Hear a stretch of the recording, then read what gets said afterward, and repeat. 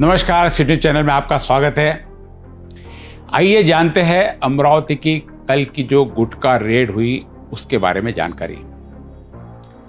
अमरावती में कल रामपुरी कैंप में 10,43,000 का गुटखा क्राइम ब्रांच 1 द्वारा पकड़ा गया, जिसकी एफआईआर गाड़गे नगर में हुई है और एक विधिवत रूप से उस पूरी कार्रवाई की रिपोर्ट दी गई। इसके अंतर्गत शामिल हुए फूड अधिकारी गोरे, क्योंकि यह खाद्य पदार्थ है और खाद्य पदार्थ की कोई भी कार्रवाई फूड अधिकारी के अंतर्गत आती है, उसकी शिकायत पर यह मामला दर्ज होता है। हालांकि कार्रवाई क्राइम ब्रांच की थी। क्राइम ब्रांच ने सूचना दी फूड अधिकारी को कि यहाँ पर ऐसा प्रतिबंधित गुटखा जो महाराष्ट्र सरकार द्वारा 2012 में प्रतिबंधित कर दिया गया था, उसका भंडारण स्टोरेज है या बिक्री के लिए वहाँ पे उपलब्ध है, ऐसा उनको बुलाया। और उस समय वहाँ पर रामपुरी कैंप में गली नंबर 1 में वहाँ पर पुलिस ने रेड की और रेड में पाया गया कि घर के कई हिस्सों में, यहाँ तक कि पलंग के नीचे तक भी गुटखा पूरा रखा हुआ था। हमारे मीडिया के लोग भी वहाँ पहुँचे तो पुलिस ने पहली बार में मना कर दिया। मना करने के कई कारण हो सकते हैं, उसमें एक गोपनीयता, घर में था, महिला थी या पुलिस को हमें जानकारी नहीं देती, बहुत सारे इसके पीछे। इसके ऊपर बाद में हम लोग चर्चा करेंगे आखिर पुलिस ने मीडिया को क्यों मना किया। अभी सबसे पहले सीधी बात करते कि रेड हुई। रेड में 10,43,000 का माल पकड़ा गया और यह पूरा माल सीज करके गाड़गे नगर पुलिस स्टेशन में रख दिया गया। आइए देखते हैं कि इसमें पुलिस ने अपनी प्रेस नोट में क्या कहा है। गुन्हे शाखा युनिट क्रमांक 1 अमरावती शहर यांनी महाराष्ट्र शासनाने प्रतिबंधित केलेल्या गुटखा मालावर पोलीस स्टेशन गाडगेनगर हद्दीत रेड करून 10,43,860 रुपयाचा विविध गुटखा माल आरोपीसह ताब्यात घेतल्याबाबत आज दिनांक 30/5/2025 रोजी माननीय पोलीस आयुक्त अमरावती शहर यांच्या आदेशाने पोलीस आयुक्तालय हद्दीत अवैध धंद्यांवर रेड मोहीम राबविणे कामी पोलीस स्टेशन गाडगेनगर हद्दीत गुन्हे शाखा युनिट क्रमांक 1 चे अधिकारी व अंमलदार पेट्रोलिंग करत असताना गुप्त बातमीदाराकडून माहिती मिळाली की रामपुरी कॅम्प अमरावती येथे एका राहते घरात महाराष्ट्र शासनाने प्रतिबंधित केलेल्या गुटख्याची साठवणूक केलेली आहे।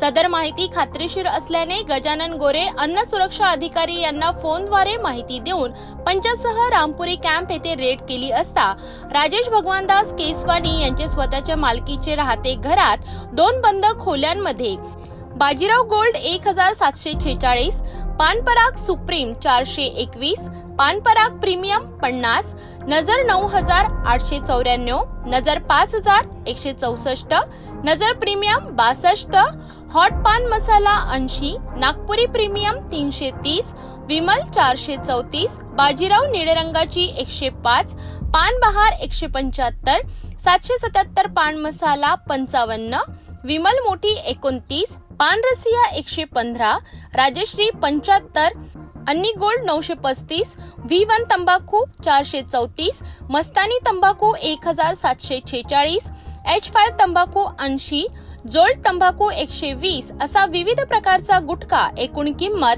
10,43,860 रुपयाचा शासनाने प्रतिबंधित केलेला मुद्देमाल आरोपी नामे 1 राजेश भगवानदास केसवानी वयवर्ष 50 वर्षे राहणार रामपुरी कॅम्प अमरावती यांच्याकडे मिळून आल्याने सदर मालाबाबत त्यांच्याकडे विचारणा केली असता सदरचा माल विक्रीकरिता आणल्याचे सांगितल्याने फिर्यादी नामे गजानन गोरे अन्न सुरक्षा अधिकारी यांचे फिर्यादीवरून आरोपीवर पोलीस स्टेशन गाडगेनगर येथे गुन्हे दाखल करण्याची प्रक्रिया सुरू आहे।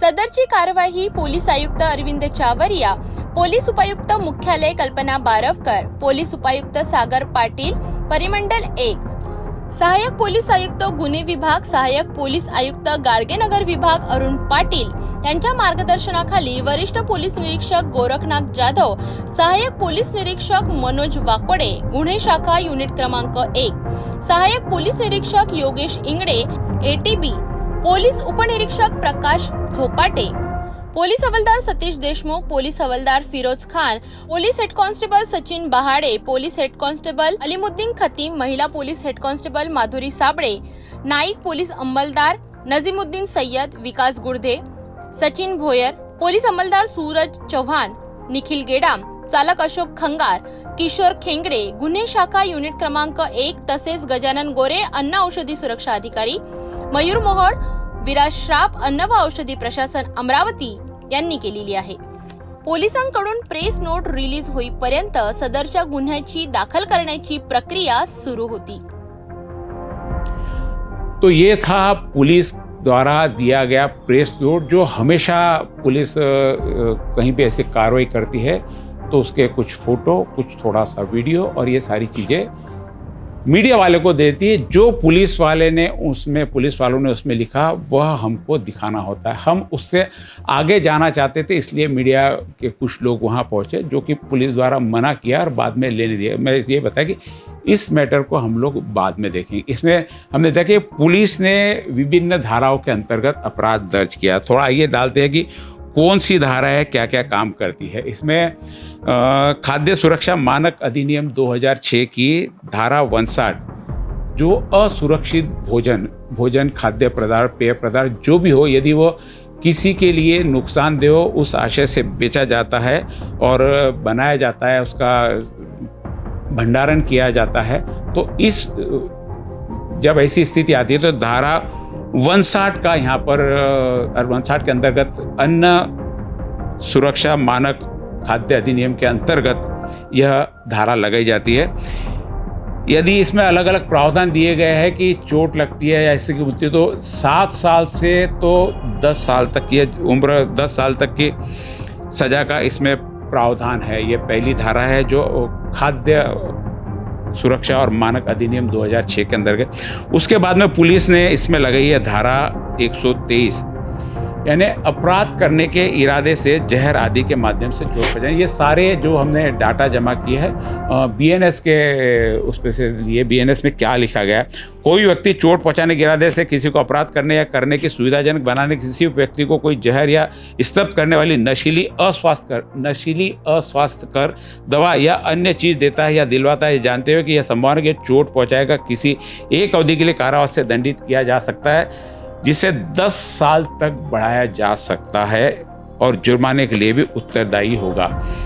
गुटखा जो बेचा जाता है, महाराष्ट्र सरकार ने इस पर पाबंदी लगाई, क्योंकि कई गुटखे से कैंसर होने की संभावना है. इसमें कई बार नशीले एडिक्ट बनाने के पदार्थ भी पाए गए. इस सारी चीज़ को देखते 2012 में महाराष्ट्र सरकार ने महाराष्ट्र में गुटखा बिक्री पर पाबंदी लगा ली. उसके बावजूद पूरे महाराष्ट्र में करीब 12,000 करोड़ का धंधा सालाना का इस गुटखे और सुगंधित पान मसाला का. उसके बाद में 223 बीएनएस की 223 धारा लगाई, जिसमें सार्वजनिक शांति और व्यवस्था अरेंजमेंट बनाने के महत्वपूर्ण भूमिका. यह धारा किसी लोक सेवक द्वारा जारी किए आदेश को ना मानने या अनदेखा करने से, लोक सेवक ये भी है और सरकार द्वारा भी जो अधिनियम बंदी का लाया वहाँ पे भी उसका भी उल्लंघन किया गया और वहाँ पे हो सकता पुलिस को जाने से रोका हो, कुछ भी किया हो, तो उस संबंध में यह धारा यहाँ पर लगती है.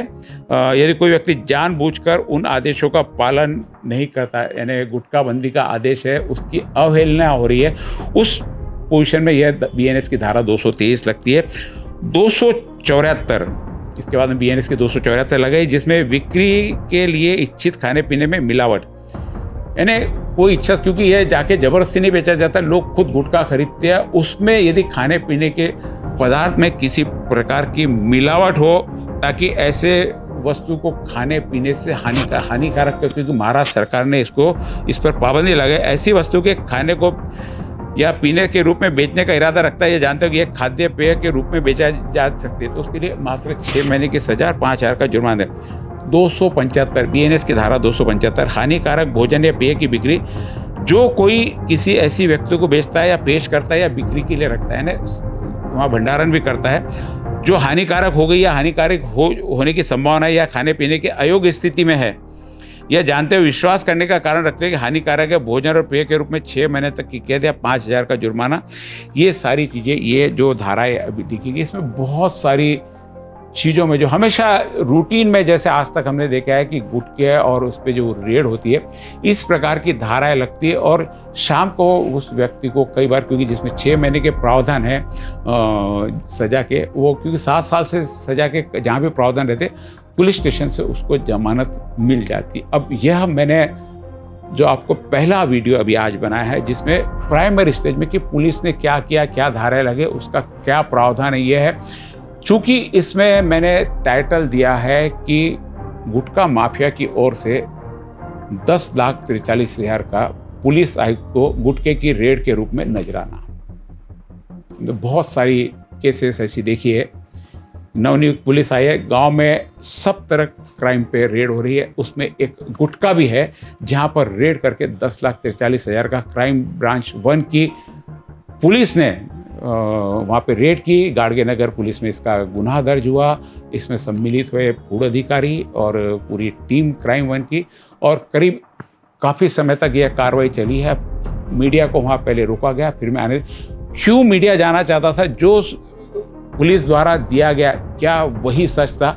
देखते हैं इस अगले एपिसोड में कि मैंने यह नजराना क्यों कहा। आपको आने वाले एपिसोड में इस बात की पूरी सिलसिलेवार जानकारी की गुटखा क्या है, पुलिस की क्या भूमिका होती है, फूड अधिकारी की क्या भूमिका होती है, इसमें सरकार की क्या भूमिका होती है, जनता की क्या भूमिका होती है, बेचने वाले की क्या भूमिका है, खाने वाले की क्या भूमिका, और किस प्रकार की कार्रवाई होनी चाहिए ताकि इन चीज़ों पर कहीं तो भी इस पर सही में प्रतिबंध लगे। लेकिन कार्रवाई महाराष्ट्र, अमरावती नहीं, पूरे महाराष्ट्र में कहीं कार्रवाई नहीं होती। क्या कार्रवाई होनी चाहिए इसके बारे में विस्तृत से एक वीडियो में आपको मैं बताते जाऊंगा। अमरावती में, अकेले अमरावती जिले में 400 करोड़ के ऊपर का सालाना इसका व्यवसाय है। देखते रहिए अगले वीडियो में गुटखे की पूरी सिलसिलेवार जानकारी। नमस्कार।